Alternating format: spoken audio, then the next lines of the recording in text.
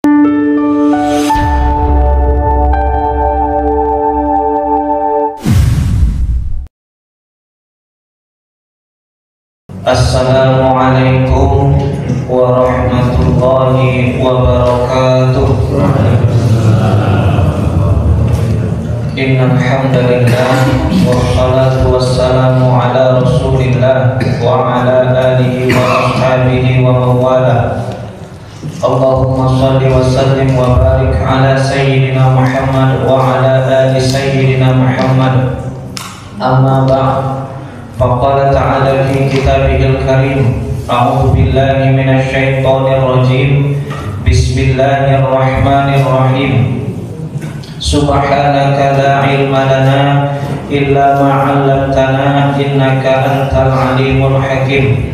Allahumma rabbi shrah li sadri wa yassir li amri wahlul 'uqdatam min lisani yafqahu qawli yafqahu qawli yafqahu qawli.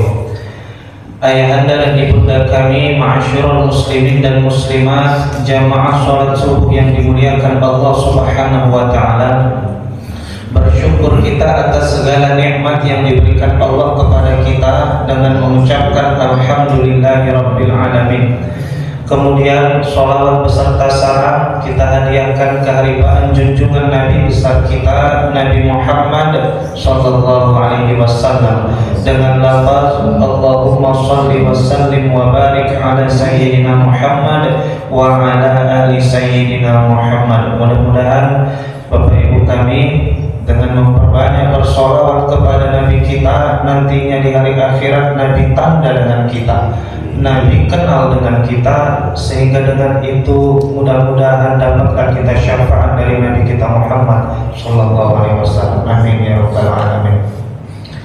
Ayahanda dan ibunda kami yang kami hormati, para alim ulama kami, para orang-orang tua kami yang saya sayangi, teman-teman serta adik-adik kami sekalian, mudah-mudahan kita yang berada di majelis ini dimudahkan Allah segala urusan kita, dilapangkan rezeki kita, dipanjangkan umur kita dalam ketaatan pada Allah dan Rasul-Nya.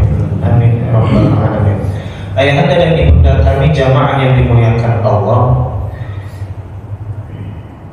di pagi yang berbahagia ini Ananda ingin men-sharing tentang tafsir surah Ad-Duha. Di dalam ayat ini ada satu pertanyaan, kenapa sih Allah bersumpah dengan waktu duha dan dengan waktu malam?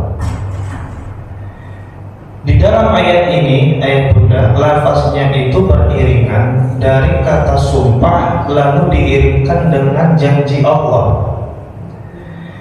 A'udzubillahi minasyaitonirrajim. Wadduha wal-laili idza saja ma wadda'aka rabbuka wa ma qala. Kata Allah, demi waktu duha dan demi waktu malam apabila telah senyap, Tuhanmu itu Muhammad tidak menitipkanmu dan tidak menelantarkanmu. Jadi latar belakangnya ya Bunda, kenapa Allah bersumpah pakai dua waktu ini untuk menjawab statement orang-orang non-muslim yang ada pada zaman dahulu. Orang non-muslim pada zaman dahulu, ayo Bunda, itu menganggap bahwa urusan wahyu dan urusan dakwah itu merupakan perkara yang sangat suci. Saking sucinya tidak boleh di situ terselip atau teriring dengan kebutuhan duniawi. Maka mereka mengira saking sucinya urusan wahyu itu, ayat Bunda, maka orang yang menerima wahyu dan menyampaikannya itu nggak boleh ada istirahat. Mereka mengira urusan wahyu itu datang di waktu siang, malam juga datang, saking pentingnya urusan wahyu itu, Pak.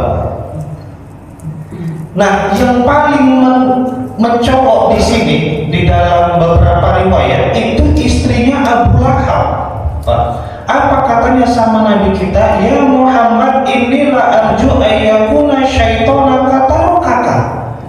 Kata istri istrinya Abu Lahab, Muhammad, ku tengok nampaknya setan kau itu udah ditinggalkannya kau, katanya. Bilangkan Tuhannya Nabi Muhammad, bunda. Maka Allah menjawab, demi waktu duha dan demi waktu malam, sesungguhnya Tuhanmu itu tidak menelantarkanmu dan tidak menitipkanmu, Muhammad. Jadi ini sebagai jawaban terhadap statement orang non-muslim itu, Bapak Ibu. Paham kira-kira maksudnya? Nah, jadi dijawab statement yang salah itu, menunjukkan bahwa apa? Walaupun wahyu itu perkara yang suci, tapi Allah kalau malam terkadang tidak menurunkan wahyu karena untuk mengistirahatkan nabinya. Siang Nabi kita menerima wahyu, berdakwah Nabi kita, malam biarkan Nabi kita beristirahat agar mendapat kesadaran besok ada lagi tenaga untuk berdakwah. Hanya urusan itu ya bunda. Itu dia. Kita lanjut. Walal akhiratu khairul laka minal ula, kata Allah. Jadi ini suatu janji untuk menenangkan hati Nabi kita. Karena dulu orang Arab mengira Nabi itu ayah bunda masih di dalam kandungan ayahnya meninggal. 4 tahun umur Nabi kita, omanya pula meninggal. Maka di sini ada lagi statement orang Arab bilangnya itu Muhammad itu yang ditelantarkan Tuhannya itu nggak diurus. Masa oma ayahnya langsung diambil Tuhannya, nah gitu, ayah bunda. Jadi Allah ngasih jawaban lagi. Dan sesungguhnya hari akhirat itu lebih baik nanti yang dipersiapkan untukmu daripada apa yang dipersiapkan untukmu dari kehidupan dunia ini. Maka lanjut Allah bilang wala saufa yu'tika rabbuka fatarda, dan pastilah Tuhanmu akan memberikan suatu pemberian yang engkau ridhoi. Jadi Bapak Ibu semua, jadi ini suatu metode Allah untuk membahagiakan Nabi kita Muhammad SAW. Bahwa ketika Allah bikin Nabi kita itu yatim, Allah bikin Nabi kita itu miskin, semulanya miskin, ayah bunda. Nah itu ternyata ada hikmahnya. Para ulama tafsir bilang, ayah bunda, apa hikmahnya Nabi kita itu dijadikan yatim? Salah satunya adalah agar Allah yang langsung mendidik Nabi kita, Pak. Kenapa? Terkadang kalau ada didikan dari orang tua tercampur nanti sedikit dengan unsur-unsur yang berlawanan dengan visi misi dakwah. Jadi Allah langsung yang ingin mendidik Nabi kita, makanya oma ayahnya langsung cepat dipanggil oleh Allah agar langsung murni itu ajaran dari Allah. Itu yang pertama. Yang kedua, kenapa Allah membuat Nabi kita itu menjadi yatim? Tujuannya agar orang-orang non-muslim Arab pada saat itu tidak mengira bahwa apa yang disampaikan Muhammad ini merupakan perintah dari orang tuanya. Oh, yang diajari oma ayah maunya itu kan gitu, ya kan? Nah itu. Tapi Allah panggil itu dua-dua orang tuanya agar menjelaskan ini yang disampaikan si Muhammad ini benar-benar dari Allah Subhanahu wa ta'ala. Itu hikmah dari yatimnya, Bapak Ibu semua. Nah sekarang kita lanjut. Sobat tikar buka fatardo. Alam yajidka yatiman fa'awa. Tidakkah Tuhanmu itu mendapatimu Muhammad sebagai seorang anak yatim, kemudian dia, maksudnya Allah itu mengurusmu? Ini di ayat surah 6, surah Ad-Duha ayat 6, Bapak Ibu. Nah lalu kita ambil perintah yang di dalam surah Ad-Duha ini ayat 9, fa'amal yatima fala taqhar. Maka dari itu Muhammad, anak-anak yatim itu jangan kamu berbuat sewena-wenanya sama mereka. Lihat bagusnya susunan ayat Al-Quran itu, ayat bunda. Di sini dijelaskan al-qasdu min hadza tasliyatu. Tasliyah itu maksudnya menasehati orang dengan merefleksi dia dari masa lalu agar dia ingat bagaimana kondisi dia dulu.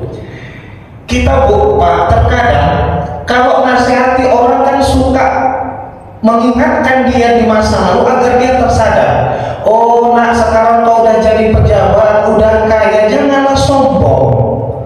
ingat masa kecilmu dulu di kampung yang kusuapin kau makan bubur itu. Nah kan gitu ya, ada gitu kan Pak. Nah, oh pemimpin, janganlah kamu zolim sama rakyatmu. Ingat dulu kecil kau, banyaknya kau menerima bantuan-bantuan dari masyarakat ini. Nah ingat itu, jangan kamu sombong. Nah itu namanya metodenya tasliyah Pak, menasehati orang dengan merefleksikannya, mengingat pada masa lalu untuk mengambil ibrah dari situ. Saya punya teman mengajar Pak di Unimed, dia dosen. Walaupun dia non muslim tapi orangnya baik kali Bu. Jadi ibu itu, jadi gini, di kampus kami itu ada beberapa mata kuliah kampus Pak. Yang di mata kuliah itu mahasiswanya itu dia disuruh beli buku wajib. Tapi kan nggak semua mahasiswa itu orang kaya Pak ya kan. Ada yang sulit dia bayar uang buku gitu. Jadi ditengok ibu ini, Bunda.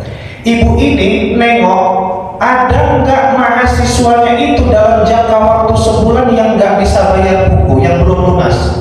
Ternyata setelah sebulan ditanyanya sama ketua kelasnya, masih adakah yang belum bisa bayar buku? Ternyata ada beberapa orang. Ditanyanya kenapa? Karena perekonomian orang tuanya agak sulit. Nah, dari orang-orang yang nggak bisa bayar buku itu Bu, dibayarkan ibu inilah uang bukunya pakai duit dia, pakai gaji dia. Saya tanya kenapa ibu buat kayak gitu? Dibilangnya Pak, saya Pak dulu waktu kuliah sampai bekerja saya Pak, sulit kali saya. Orang tua saya itu orang miskin, jadi saya nggak mau mahasiswa saya merasakan apa yang saya rasakan. Nah gitu. Jadi orang tersadarkan dengan melihat apa kejadian dia di masa lalu. Sama kayak kita sekarang Bapak Ibu. Oh, terkadang orang-orang tua itu awak tamat SD, tapi jangan sampai anak awak ikut tamat SD. Kalau bisa sampai S3 dia, nah gitu dia. Tengok di masa lalu. Nah jadi Allah ini mau bilang gini ya Bunda, Muhammad, dulu yang yatimnya kau ambil, terus kuurusi kamu Muhammad. Maka di sini apa katanya?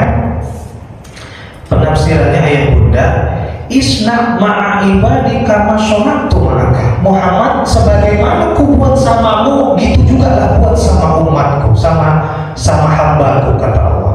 Jadi ini metode paling ampuh nampaknya Bu. Jadi metode yang seperti itu tadi bukan dari budaya manusia. Ribuan tahun yang lalu Al-Quran udah pakai metode itu. Ingatkan dia di masa lalunya. Nah, jadi di dalam suatu hadis Bunda dijelaskan, ana wa kafilul yatim fil jannah hakadha wa asyara bisababah wal wusta. Nabi kita itu pernah bersabda, aku bersama orang yang mengurusi anak yatim di surga itu seperti ini. As-sababah jari tengah dan wusta jari telunjuk dan jari tengah. Menunjukkan apa? Saking dekatnya Nabi kita sama orang-orang yang peduli dengan anak yatim. Kalau ulama tafsir menjelaskan apa maksudnya ayat Bunda? Kalau kita mau menyia-nyiakan anak yatim, ingatlah bahwa Rasulmu itu dulu anak yatim. Kalau kamu mau menyakiti hati anak yatim, maka ingat Rasulmu itu adalah anak yatim. Berarti menyakiti hati anak yatim sama dengan menyakiti Nabi kita Muhammad SAW. Yang paling enak lagi Imam Razi Pak pengertiannya. Apa kata Imam Ar-Razi? Kata Imam Ar-Razi, kalau kamu mau dekat dengan Nabi Muhammad SAW atau mau mengukur kedekatanmu dengan Nabi Muhammad SAW, maka ukur dirimu seberapa peduli kamu dengan anak yatim. Nah, dalam tadi Bu, ya kan? Ukur. Maka kalau mau dekat sama Nabi, jangan katakan kamu dekat hanya karena bersolawat, hanya karena mengikuti majelis ini dan itu, tapi ada satu ukuran lain. Dekat nggak kamu dengan anak yatim? Nah begitu dia yang Bunda. Masyaallah muslimin dan muslimat, ayahanda dan ibunda kami, jamaah yang dimuliakan Allah Subhanahu wa Ta'ala. Nah, jadi kemudian tasliyah yang kedua, ayat Bunda. Kemudian di ayat yang ke-7 Allah berfirman, wa wajadaka dhallan fahada. Allah mendapatkan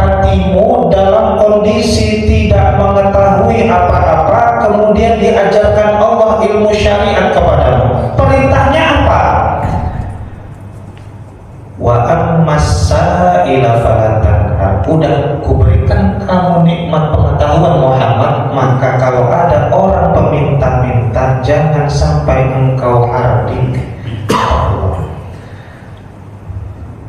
Kenapa kok ada perintah jangan menghardik? Bahkan nggak mungkin. Terkadang kita kalau berpikir, untuk apa lah orang-orang peminta-minta itu kok Allah sakiti pula, masa Al-Quran perintahnya kayak gini? Karena terkadang ayah bunda, bukan kita yang membuat menyakiti orang peminta itu, tapi terkadang mereka yang memancing kita, Bu. Ya nggak, Bu?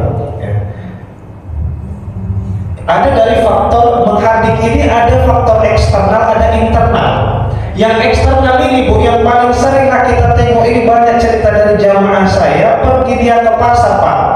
Pergi ibu tuh ke pasar, nampaknya lah orang meminta-minta, puntung kakinya ditengoknya, dihinggapi lalat sampai yang puntung itu, Bu, kasihannya bapak ikut tengok, ya kan?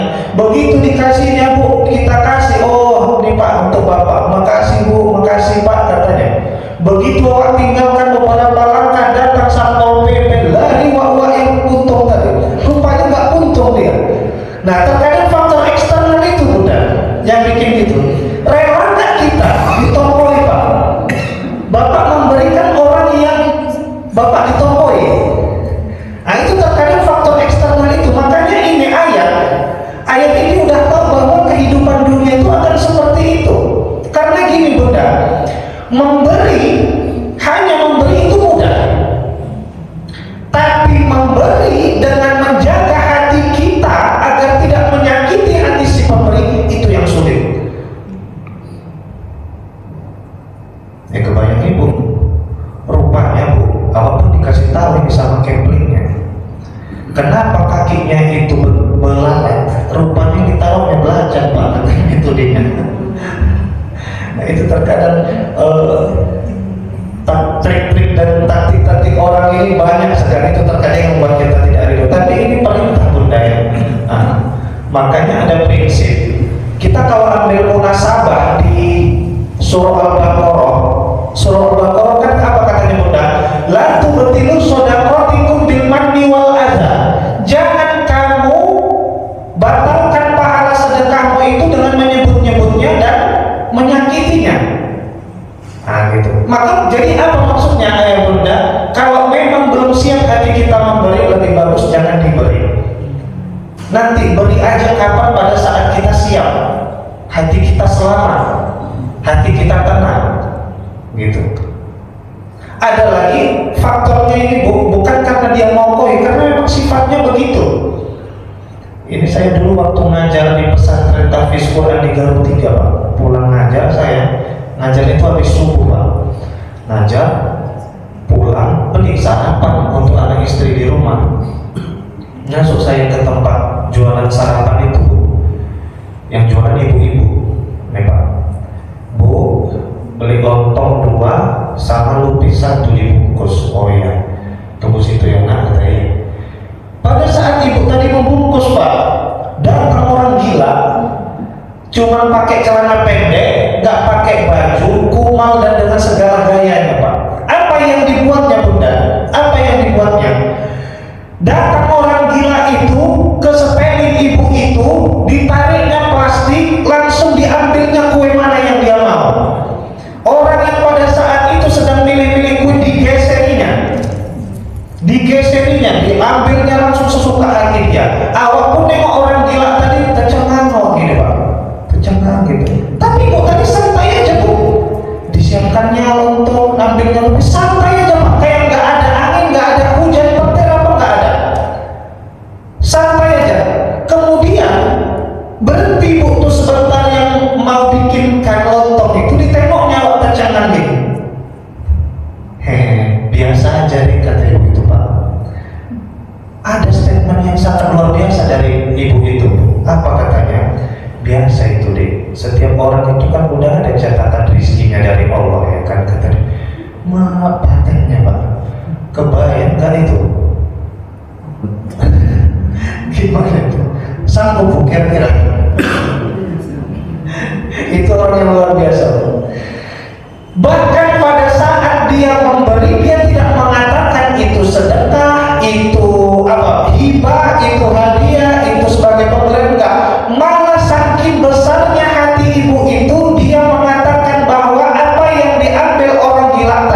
itu sudah menjadi catatan yang dikasihkan Allah, jatah dari Allah untuk dia. Awak tanya-tanya lagi, kok panjang cerita, rupanya si orang gila ini udah tiap hari situ Pak, udah langganan rupanya. Udah langganan Pak. Jadi terkadang kalau kita mampu menahan diri, justru di situ keselamatan kita. Kebayang nggak Pak, andaikan orang gila tadi dilawan orang gila tadi, mungkin udah dibalikkannya seteling waktu kan gitu Pak, ya kan? Namanya orang gila, ngapain dilawan? Tapi ternyata ayah bunda, kurasa itu ibu itu jualan Bu, itu buka jam 6:30, jam 8 udah selesai tuh Pak, udah pulang. 8 atau setengah 9 udah selesai, laris jualannya. Mungkin bisa jadi karena itu, karena perbuatannya itulah dilariskan Allah jualannya Pak, begitu ya. Gimana Bu, kira-kira bisa kayak gitu? Berat ya kan?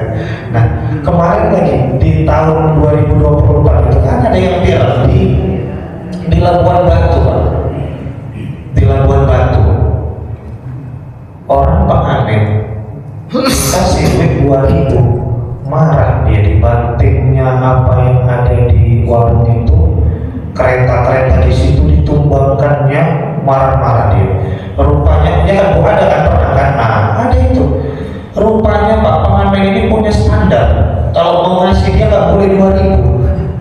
Berapa harus dikasih? 10.000 minimal goceng. Jadi kalau nggak dikasih 5.000 atau 10.000, marah dia. Nah yang seperti itu terkadang memancing kita untuk membalas perbuatan si peminta tadi. Tapi ini memang perintahnya sebaiknya jangan seperti itu. Jangan sampai kita hardik dia.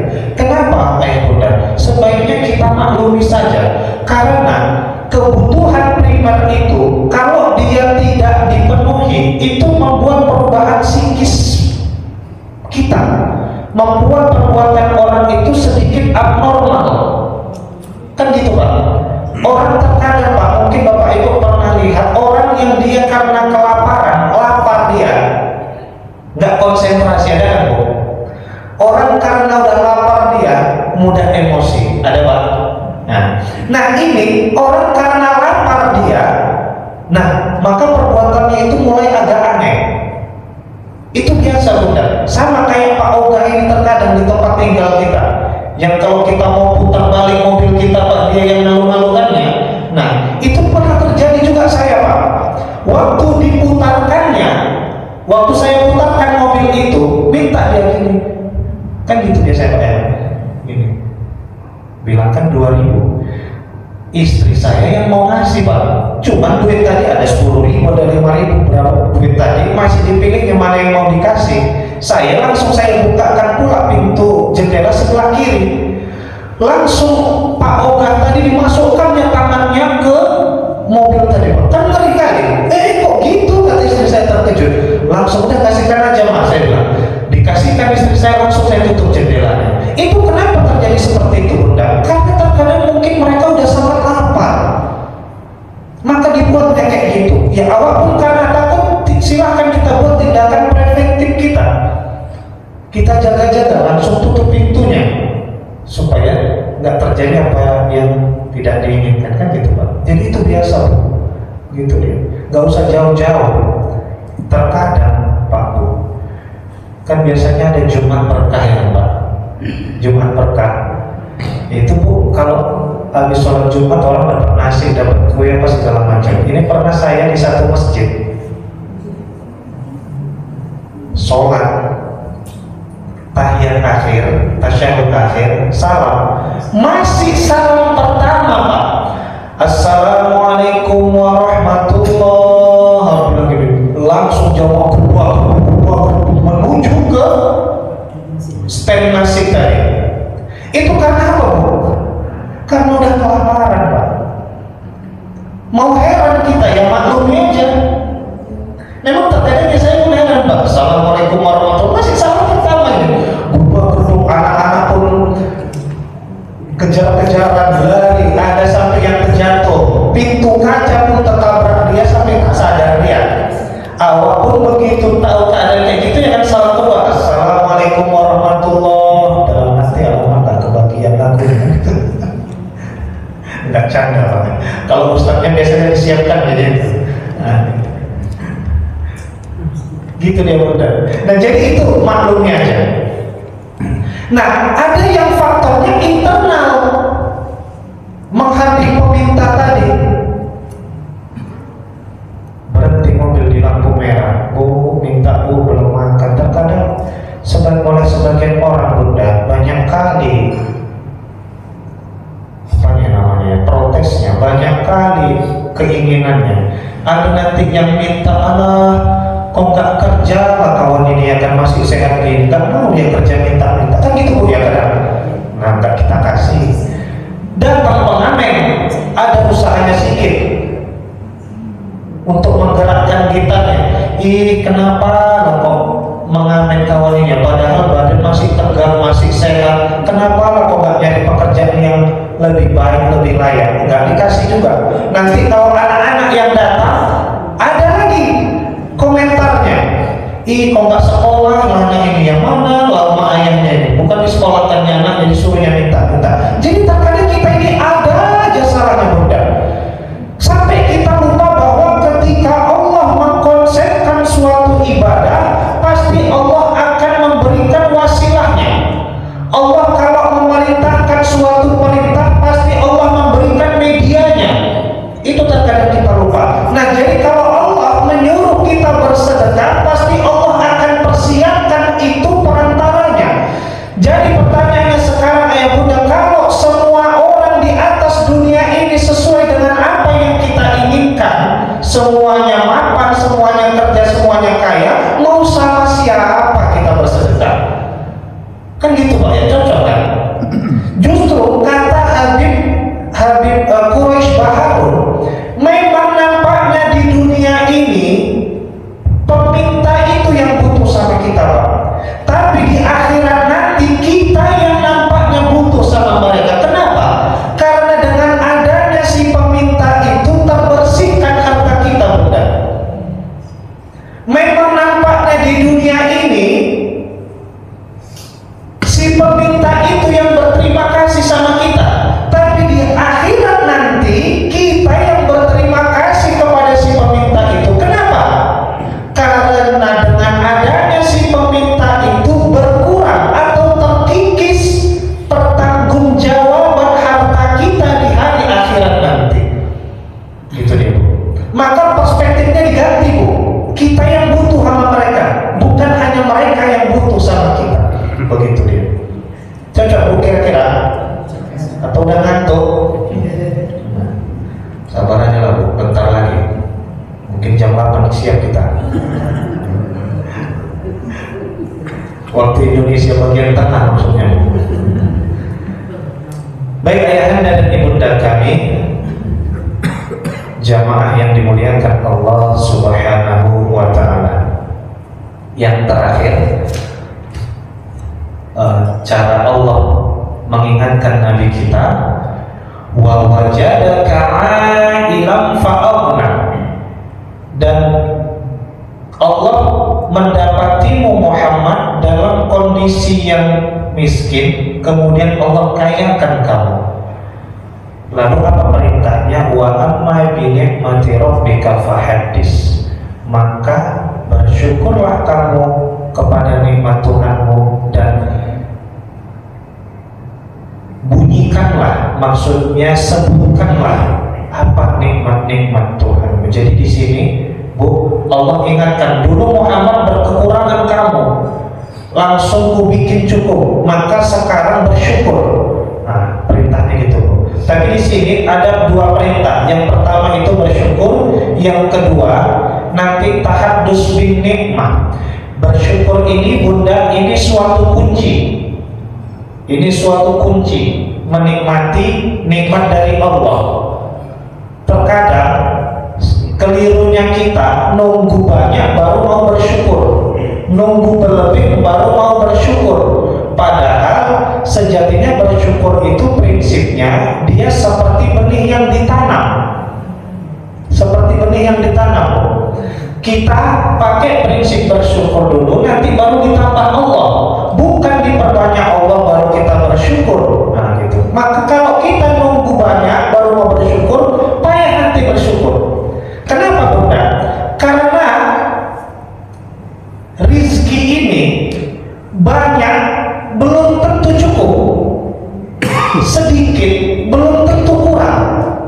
Banyak orang Pak, gajinya besar, sampingannya itu pun besar hasilnya, tapi tiap bulan ada 4-5 kali notifikasi leasing, bayar utang dia, pinjaman. Itu menunjukkan apa? Sikap dia. Tapi ada orang yang gajinya kecil, sampingan nggak ada, karena pergi pagi pulang sore kerjanya. Tapi anak bisa sekolah semua, makan 1 hari 1 malam bisa 3 kali, itu sudah cukup, dan nggak ada pula hutangnya. Jadi yang bikin ini, bikin bisa cukup itu apa ya Bunda? Yaitu rasa syukur kita. Banyak kali pun nanti duit kita Pak Bu di pergaulan, agar silaturahmi tidak terputus, pinjam dulu 100 kata si kawannya. Nah itulah kalau kita yang nampak banyak efek ini, ada aja deh. Nanti kurang kali pun kita nampak di pergaulan, apa nampaknya jadi Bu? Jadi objek para rentenir, pinjaman, jaminan ini dan itu. Nah itu dia. Makanya enak yang hidup ini Bu. Yang enak itu pas-pasan aja ya Bu. Cocok Bu. Gimana maksudnya pas ini Bu? Pas mau beli rumah ada duitnya, pas mau beli mobil ada duitnya gitu ya. Pas mau ke Eropa, jalan-jalan ke Eropa ada duitnya, pas mau umroh ada duitnya gitu Bu. Ini pas versi mama ini Pak. Mantap itu ya kan? Serba pas ya Bu. Maksudnya pas waktunya rupanya. Nah jadi hendaknya kita bersyukur dengan mengucap Alhamdulillah. Ini terkadang Bapak Ibu, ini mohon maaf, kita orang Medan ini agak lain cara kita mensyukuri nikmat itu Pak. Jualan es teh si kawan, jualan es teh dia Bu, dibikinnya porsi 60 porsi, target dia 1 hari 60 porsi, rupanya laku 10 porsi. Ditanya si kawan, Kak, berapa laku es teh kakak hari ini? Alah, cuma 10 porsi hari ini, padahal panasnya hari, tapi cuma 10 porsi pula ya kan katanya. Tapi walaupun gitu ya Alhamdulillah lah katanya. Orang Medan Bu ngomong kalau udah pakai lah udah nggak jelas. Betul nggak Bu? Itu menunjukkan apa? Ridho tapi tak rela. Ya kan Pak? Ya udahlah, cocok lah, bisa lah, oke lah, kan gitu ya. Orang Medan kalau udah pakai lama, Alhamdulillah lah katanya. Itu menunjukkan apa? Seakan ridho sama Allah tapi hatinya nggak rela. Maka yang bagus gimana ya Bunda? Yang bagus itu kalau kita mau menyebutkan nikmat Allah, Alhamdulillahnya di depan. Berapa yang laku hari ini Kak? Alhamdulillah, hari ini yang laku 10 katanya. 10 yang laku, tapi diucapkannya juga Alhamdulillah. Kenapa? Karena Alhamdulillah itu ayah Bunda digunakan bukan hanya untuk menilai berapa yang diberikan Allah hari ini, melainkan ada suatu harapan agar Allah menambahnya di hari esok. La in syakartum la azidannakum kata Allah. Kalau kamu bersyukur nanti ku tambah. Wa la in kafartum inna azabi lasyadid. Ini indahnya firman Allah, Pak. Indahnya firman Allah. Kalau syukur ku tambah kata Allah. Tapi kalau kamu nggak bersyukur, Allah nggak bilang ku kurangi atau ku tarik lagi atau ku miskinkan engkau. Allah nggak bilang gitu. Allah hanya bikin wanti-wanti agar kita membuat tindakan preventif, jaga-jaga. Kalau nggak bersyukur, hati-hati ya kata Allah. Azabku itu pedih, kan indah kali Pak. Bagus sekali ya Bu ya. Nggak kayak seorang bos. Kalau bos itu bagus kerja awal, dipujinya. Walaupun nggak ditambahnya duit awal, gaji awal kan gitu, dipujinya. Kalau nggak bagus awal, bisa langsung dipecatnya itu, atau dikuranginya kerjaan awal, atau diturunkannya jabatan awal, begitu. Tapi Allah kalau bersyukur ku tambah, nggak bersyukur hati-hati. Aku punya azab, yang azabku itu pedih kali kata Allah. Gitu dia. Jadi ini bersyukur inilah yang menjadi ukuran kalau kita mau menikmati. Baik ayahanda dan ibunda kami, ma'asyiral muslimin dan muslimat, jamaah yang dimuliakan Allah Subhanahu wa taala. Perintah yang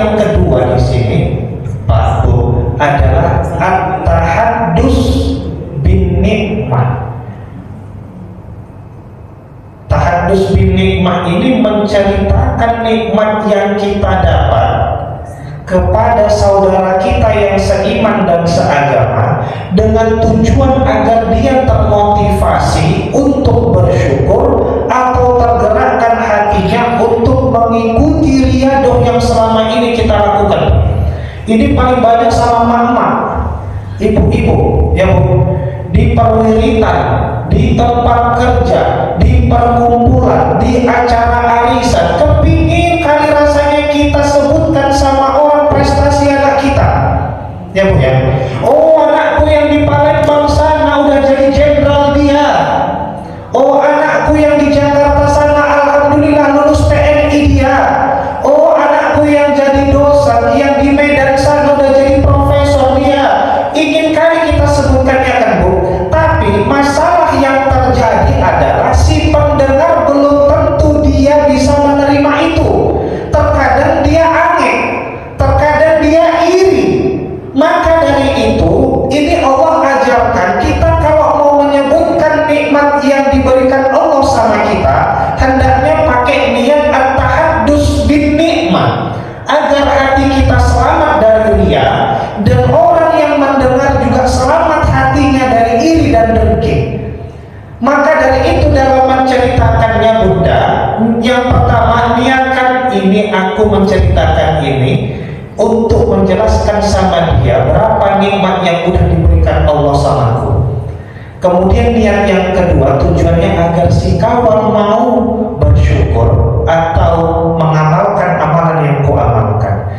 Misalkan Bu, di perwiritan atau di majelis, alhamdulillah diluluskan Allah anakku itu TNI, kata dia.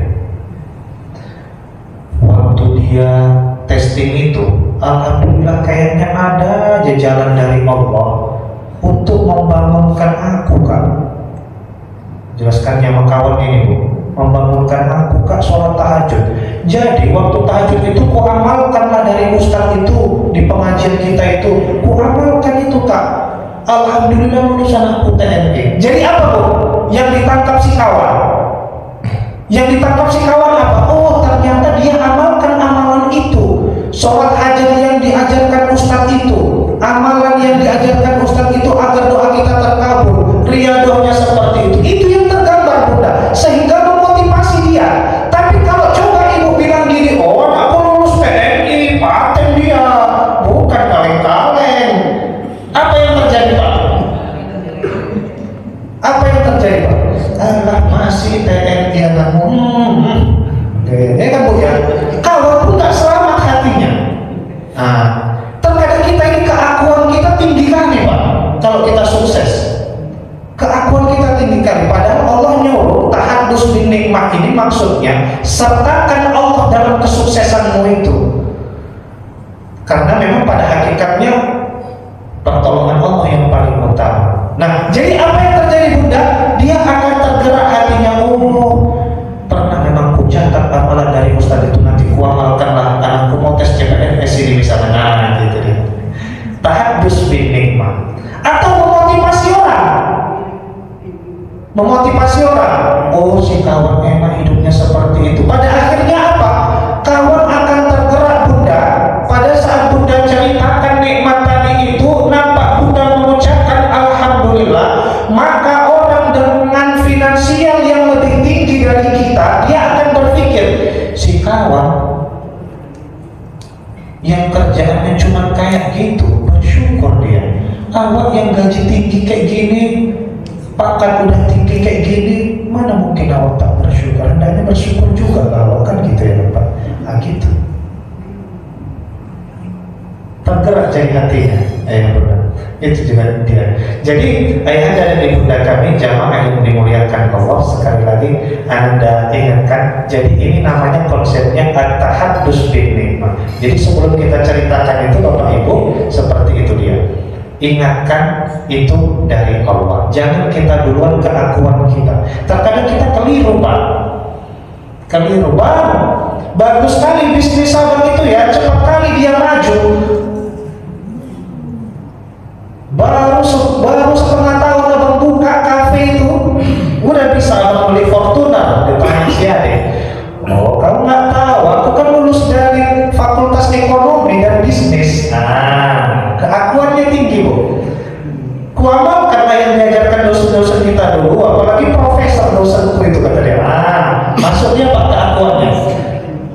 Tapi terkadang nanti kalau udah tutup gulung tikar, loh Pak, kok kafenya gulung tikar?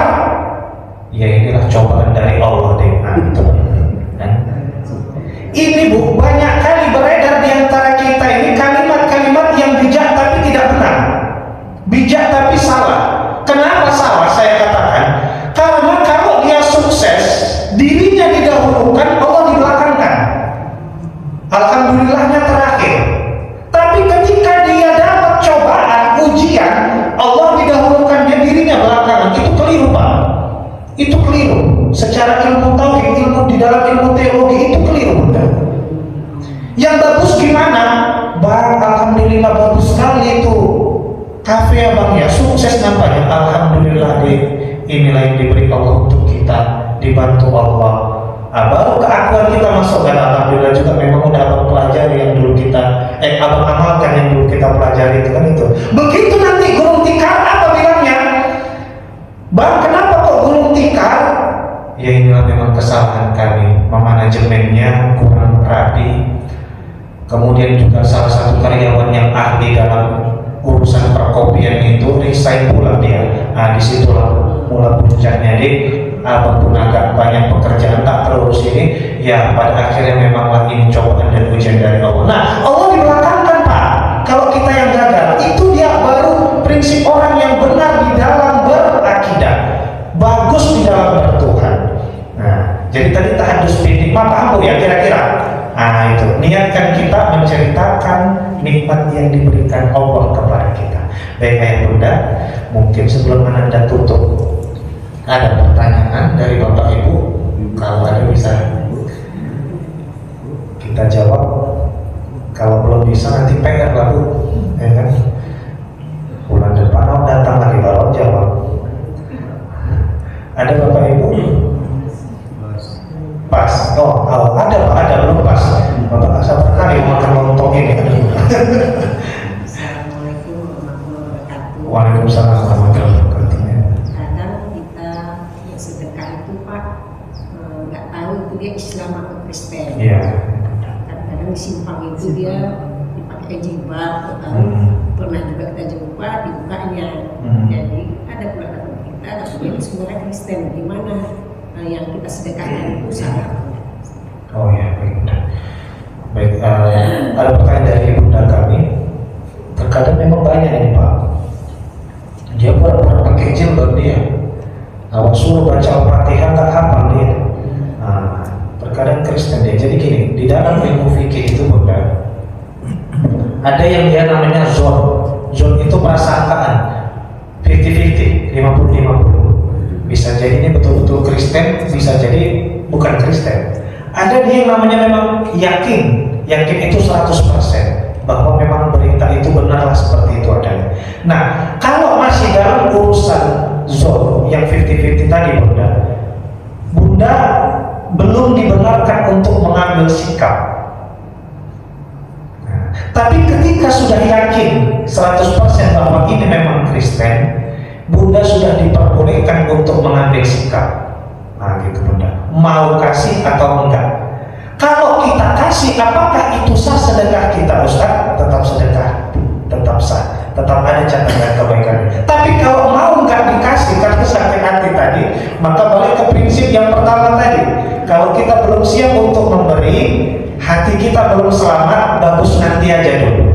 Nah, beri pada saat kita sudah siap. Itu dia Bunda. Memang banyak gitu Pak ya kan? Ada lagi pertanyaan sebenarnya Bunda yang pernah saya terima, Ustaz. Kita tahu dia hidupnya sulit, payah, tapi lakinya tukang berjudi. Nanti kalau aku kasih itu Ustaz, jadi modal lakinya pula katanya. Nah, balik ke situ juga tadi Bunda. Kalau yakin kita pemberiannya itu mau dimodalkan untuk suaminya, lakinya, kita diperbolehkan ambil sikap, Bu. Tapi kalau memang masih 50-50, belum tentu dijadikan modal lakinya, kita belum diperbolehkan ambil sikap. Nah, gitu. Makanya Bapak Ibu, saya refleksi ke pengajian kita sebelumnya. Pertanyaan dari Pak Eri di bulan yang kemarin, Kan saya jelaskan perbedaan wakaf dengan sedekah. Kalau wakaf, Bu, kita memberi, habis itu nanti kita boleh melihat apa perkembangan dari pemberian kita itu. Karena memang wakaf itu ada nazirnya. Beda dia dengan sedekah. Kalau sedekah, sikap kita itu hendaknya, tindakan kita itu kita tentukan sejak awal. Karena nanti pada saat sudah kita beri, kita sudah tidak boleh lagi bersikap di situ. Nah, itu dia bedanya. Kalau wakaf masih bisa kita kontrol, tapi kalau sedekah udah nggak bisa lagi. Maka pada saat memberi itu Pak, nggak boleh. Udah kita kasih, baru kita bilang, jangan kau bikin untuk ini ya, jangan kau bikin untuk itu ya. Itu udah nggak bisa lagi Pak. Makanya itu tadi di dalam ayat Al-Quran ini kan banyak tindakan preventifnya. Jangan dulu kasih. Kalau ternyata kamu mau memberi dengan cara menyakiti, jangan dulu kasih. Nah, gitu dia. Jelas Bunda ya? Nah, gitu. Jadi kalau infak sama sedekah itu beda Ustaz? Infak sama sedekah itu sama Bunda.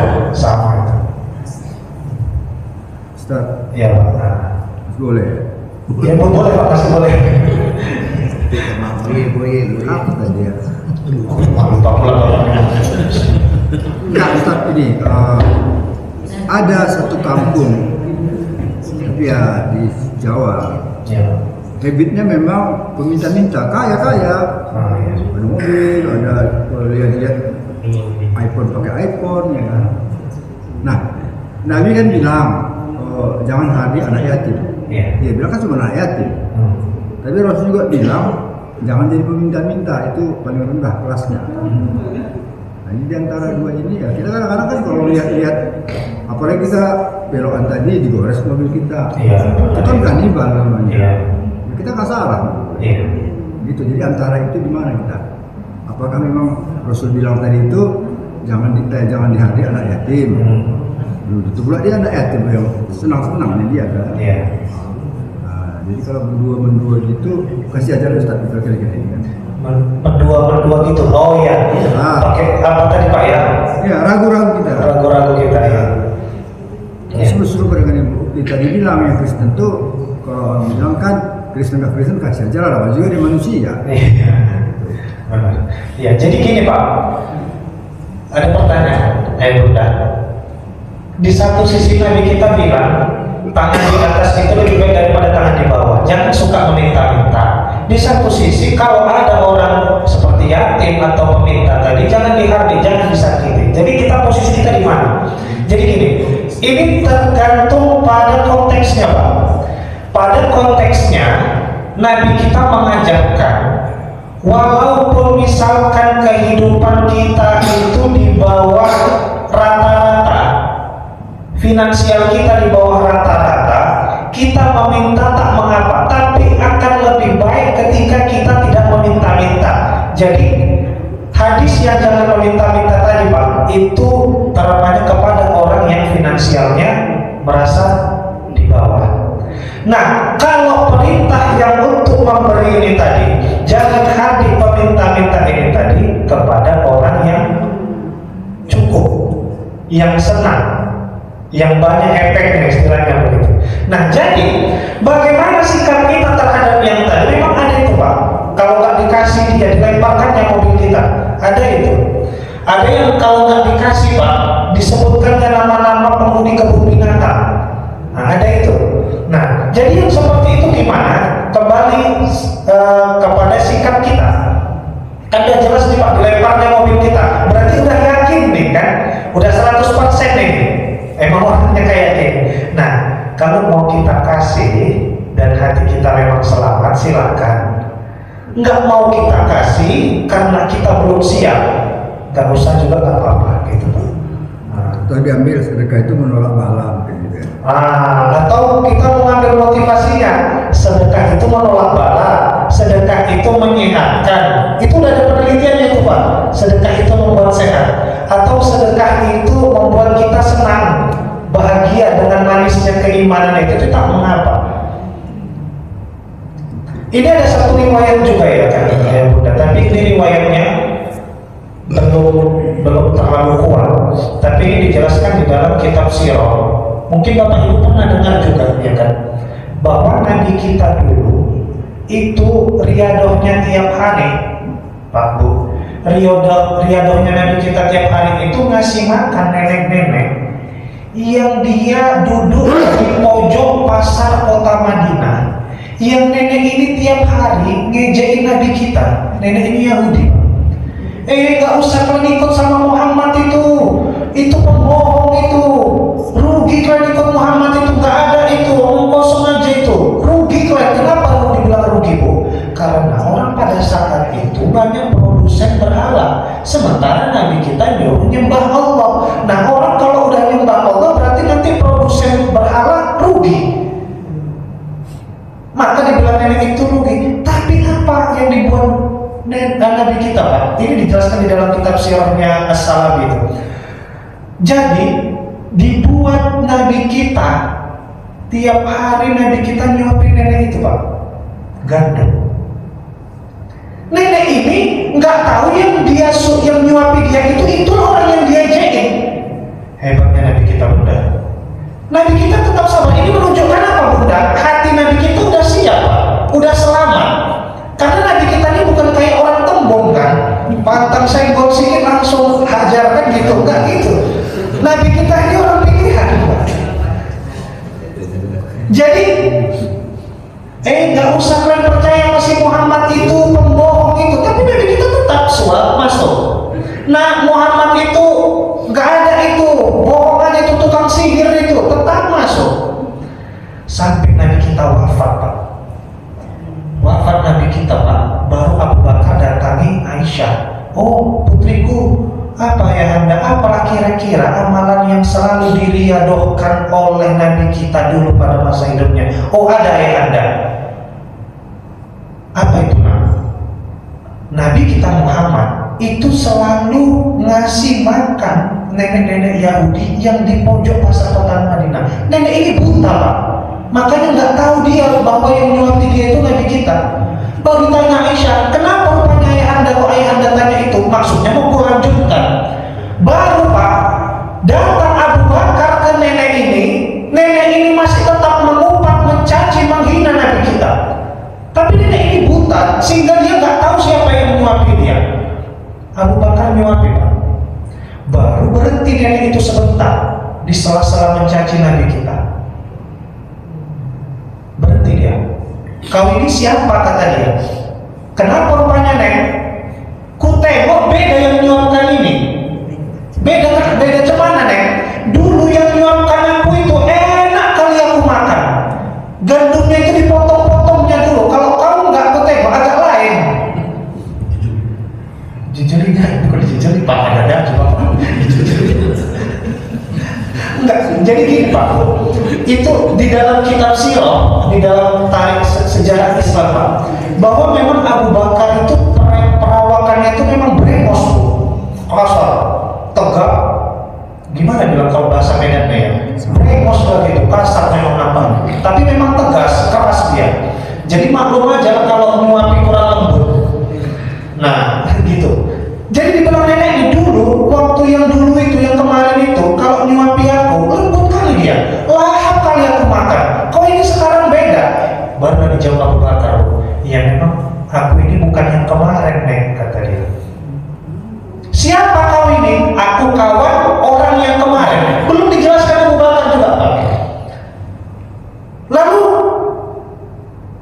siapa namamu? Namaku Abu Bakar, Nek. Oh, kawan yang kemarin kau, iya. Jadi mana orang yang kemarin itu? Kok nggak disuapinya lagi aku? Yang kemarin itu sudah wafat, Nek. Udah meninggal dia. Siapa rupanya yang kemarin itu namanya?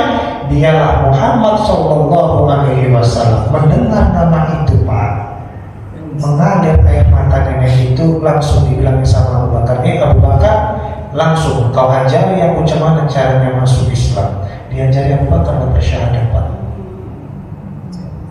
Jadi ayah bunda, terkadang hati yang selamat itu pada saat memberi, ketika kita tetap bisa selamat selama-lamanya, pada akhirnya nanti akan menemui buahnya.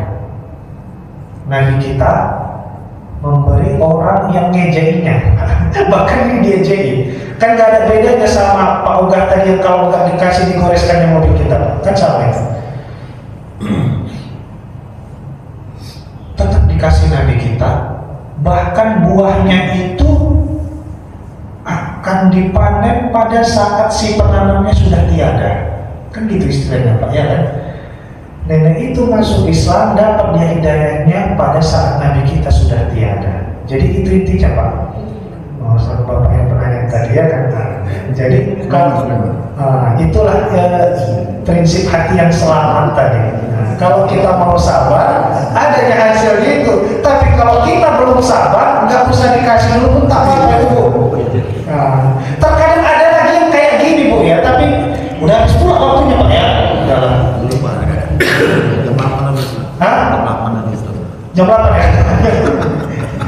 Ini terakhir Bu, saya jelaskan hukum ini fikih Pak. Terkadang gini, kita kan nazar ini. Ya Allah, lulus anakku nanti tes CPNS, aku bernazar akan kasih makan anak yatim sebanyak 30 orang. Tak, rupanya lulus Bu. Yang terjadi adalah yang datang itu anak yang memang ayahnya meninggal atau omaknya meninggal atau omak ayahnya meninggal. Tapi dia memang yatim piatu, tapi dia umurnya udah 16-17, udah balik. Atau ada yang memang udah tak ada ayahnya, tapi tak ada ayahnya itu bukan karena meninggal, karena cerai sama omaknya. Nah ini harus dijaga. Kalau konteksnya ini nazar, maka tipe-tipe yang seperti itu dijaga Bu. Kenapa? Karena nanti kalau dari 30 orang itu ada yang seperti itu kriterianya, maka nazar ibu belum tercukupi. Kenapa? Karena niatnya tadi anak yatim atau anak piatu atau anak yatim piatu. Itu harus dijaga Bu. Benar-benar dia kriterianya, dia yang belum balik dan dia karena memang meninggal orang tuanya, bukan karena cerai. Gitu. Tapi kalau ibu niatnya hanya untuk sedekah dan itu bukan nazar, maka kalau datang kriteria-kriteria yang kayak tadi itu silakan Pak, silakan Bu, nggak apa-apa. Karena apa? Nazar ini Bu, kalau udah dia dinazarkan, yang sunnah pun jadi wajib. Nah, jadi wajib. Nah, jadi kalau itu nggak terpenuhi, nggak gugur kewajiban kita itu. Nah, itu makanya harus dijaga. Terkadang orang gitu Pak, panggil anak yatim ya 30 orang yang datang udah kawakan. Mana mungkin? Agak begitulah Pak. Panggil anak yatim Bu, rupanya karena cerai. Gitu. Karena merantau nggak pulang-pulang ayahnya, itu dia nggak cocok. Baik ayah bunda, nampaknya sekian aja pengajian kita ini. Mudah-mudahan bermanfaat dan kita tutup dengan doa. Astaghfirullahaladzim. Na'udzu billahi minasyaitonir rajim. Bismillahirrahmanirrahim.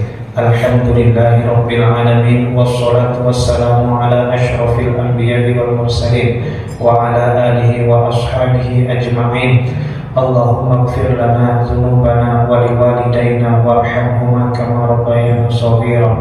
Ya Allah ya Tuhan kami, pada hari ini kami mengadakan majelis ilmu ya Allah. Setelah kami melaksanakan sholat subuh berjamaah, kami memohon kepadamu ya Allah, berikanlah kami keberkahan dari apa yang kami amalkan pada hari ini ya Allah.